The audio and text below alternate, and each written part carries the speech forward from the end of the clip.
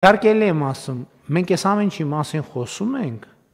եկեք ասենք, որ այո, լիքը բան է լինելու, որ հենց հունվարի 1-ից հենց չի աշխատելու։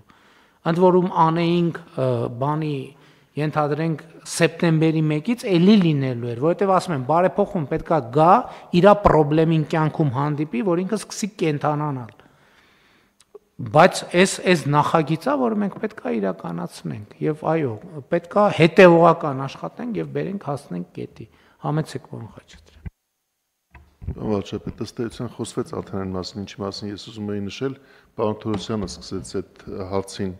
մոտենալ, մենք երբ որ իհարկե սա նաև կառավարության ծրագրի վերաբերյալ հաշվետվությունը, երբ որ ազգային ժողով տանենք այն ժամանակ կարելի արդեն քանակապես ճիշտ չափել եւ ասել, բայց այն բազմաթիվ մարդիկ, ովքեր 65 բարձր թոշակային տարիքում են եւ արդեն նշվեց, որ իրենցից շատերը այսօր այդ առողջապահական ծառայություններին հասանելիություն չունեն,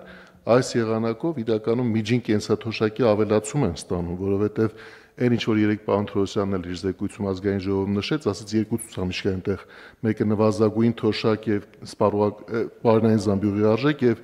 միջին կենսաթոշակ եւ սպառողական զամբյուղի արժեք։ Մենք այն ժամանակ հաշվետվությամբ կպարզաբանենք նաեւ թե ում վրա է դա անդրադարձել եւ ըստ էության դա լուծում է նաեւ կարեւոր ծրագրային այդ խնդիրը եւ խոստումը։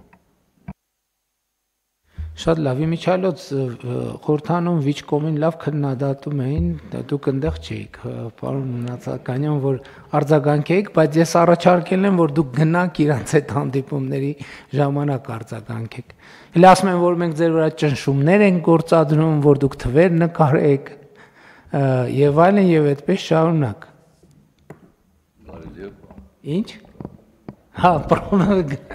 Կարելի է։ Լսում եք քննարկումները թե չէ։ Ոչ միայն լսում ենք, այլ նաև արձագանքել ենք, արդեն հրապարակվել է եւ շատ կոնկրետ, փաստարկված ձևով, պարոն վարչապետ։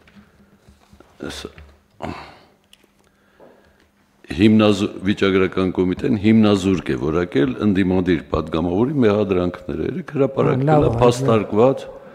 փաստարկված բոլոր հիմնավորում։ Եթե կարելի է մի բան էլ էստեղ ավելացնեմ, եթե թույլ կտա։ Հա, կարճ խնդրում եմ ուղղակի։ Ջորջթաունի համալսարանը, երբ որ ամերիկյան Medicare համակարգն էր կիրառում,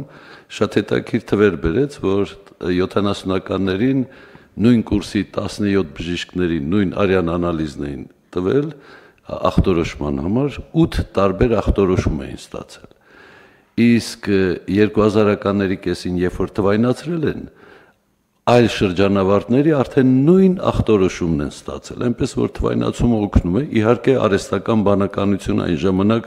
դեռ չկար։ Շնորհակալություն։ Շատ լավ։ Առողջության համընդհանուր ապահովագրության հետ կապված ուրիշ էլ ինչ դիտարկում ունենք։ Տիկին Ավանեսյան, այսքան շատ քննարկում ենք, խոսում ենք եւ հարգելի գործընկերներ, պետք է շարունակել քննարկումներ, շարունակել լուսաբանել, որովհետեւ ինքը իրոք շատ մեծ ծավալ է, մենք ժամերով էլ խոսանք, կարող ենք խոսալ եւ էլի